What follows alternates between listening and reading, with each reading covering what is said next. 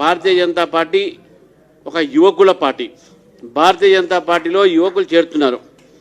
నిన్న మన జాతీయ అధ్యక్షుడు కూడా ఒక యువకుడిని ఈరోజు పార్టీ ఎన్నుకొని మన జాతీయ అధ్యక్షుడు చేసిన మాట మనందరం గుర్తుపెట్టుకోవాలి. మనం 44 సంవత్సరాలు ఏ పార్టీ కూడా అక్కడ చేయదు.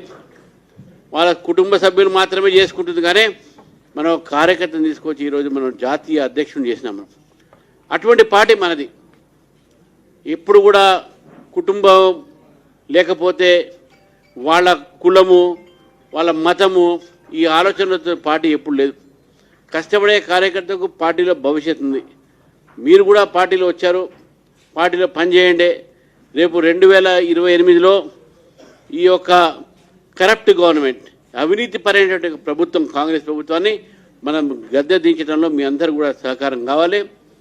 పెద్ద ఎత్తున యువకులు చేరుతున్నారు. నేను గతంలో అన్ని జిల్లాలు తిరిగినప్పుడు కూడా చాలామంది యువకులు చేయడం జరిగింది.